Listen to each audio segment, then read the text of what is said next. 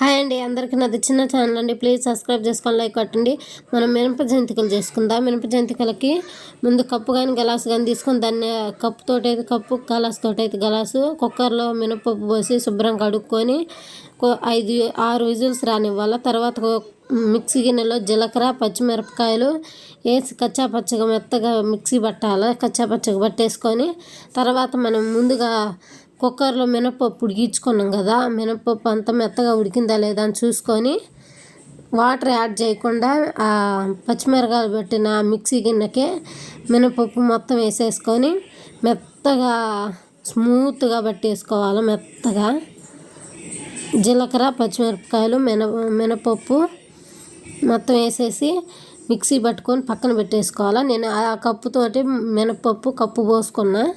అదే కప్పుతోటి మనం బియ్యం పిండి, మినపప్పు ఏ కప్పుతోటి అయితే కొలుసుకుంటామో అదే కప్పుతోటి 3 కప్పులు బియ్యం పిండి వేసుకోవాలా. 1 కప్పు మినపప్పు అయితే 3 కప్పులు బియ్యం పిండి వేసుకోవాలా. వేసుకొని లైట్గా మనం పచ్చిమిరకాయలు వేసుకున్నాం కాబట్టి కారం అవసరం ఉండదు, అందుకని చెప్పి లైట్గా కారం వేసుకున్నా. తగినంత ఉప్పు కూడా వేసుకున్నా. తగినంత ఉప్పు, లైట్గా కారం వేసుకొని కలుపుకొని కారం కలిసే విధంగా కలిపేసి కొద్దిగా నువ్వులు, కొంచెం వాము అన్నీ వేసి కలిపేసేసి కొంచెం నెయ్యి కూడా వేసుకోండి. మినప జంతికలు బాగా టేస్ట్గా ఉంటాయి. కలిపేసుకున్న తర్వాత మనం ముందుగా మిక్సీ పట్టిన మినప మెదుపు ఉంటుంది కదా, ఆ మిక్సీ గిన్నెలో మెదుపు అంతా తీసి బియ్యం పిండిలో వేసేసుకొని బాగా కలిపేసుకోవాలా. కలిపేసుకున్న తర్వాత వాటరు అవసరం అనుకుంటేనే కొద్దిగా యాడ్ చేసుకోవాలా, లేదంటే యాడ్ చేసుకునే పని లేదు.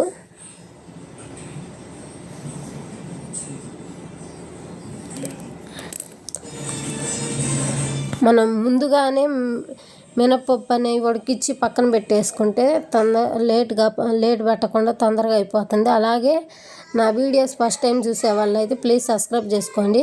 బాగా మినపిండి వేసి బాగా మెదిపేసి బాగా కలిపి ఇలా ఏలు పెట్టి నొక్కితే ఇలా మెత్తగా వచ్చేటట్టు ఇట్లా ముద్దాల కలిపేసి పక్కన పెట్టేసుకోవాలా. కలిపేసి పక్కన పెట్టుకొని ఒక తడి క్లాత్ వేయండి పిండి మీద. తడి క్లాత్ అదిగోండి అంత మెత్తగా ఉండాలా. అంత మెత్తగా ఉండేటట్టు కలుపుకోవాలి. కలుపుకొని పక్కన పెట్టేసుకోవాలి. పక్కన పెట్టేసుకున్న తర్వాత తడి క్లాత్ వేసుకోండి. దాని మీద కచ్చిప్ కానీ ఏదైనా గుడ్డ కానీ అట్లా చూసి, పిండి అనేది ఎరగకూడదు, మెత్తగా ఉండాలి.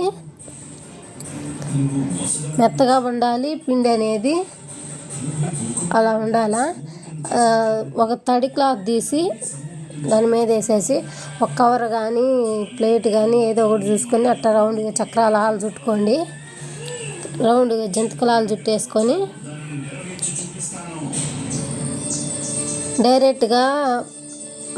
డైరెక్ట్గా పొయ్యి మీద వేసే పని లేకుండా నూనె వేడి తగిలిద్ది కదా, అందుకని చెప్పి ఒక గుడ్డ కానీ కవర్ కానీ తీసుకొని దాని మీద మనం ఒత్తేసుకొని ఇట్లా వేసేసుకోవచ్చు. తేలిగ్గా అయిపోతుంది. ఒక్కలమైనా చేయొచ్చు, సింపుల్గా అయిపోతాయి.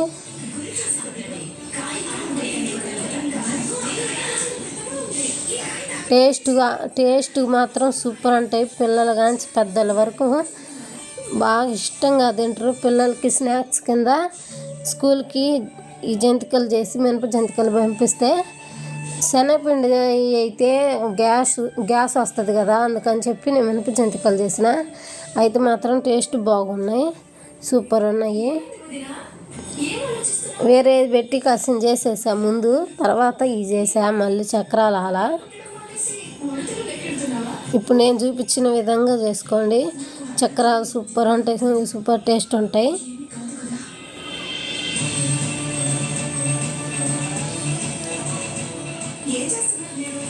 వేసిన వెంటనే పిండి ఒత్తిన తర్వాత వేసిన వెంటనే గంట పెట్టి కదిలించకుండా కాసేపు ఉడికిన తర్వాత తీసి చూడండి.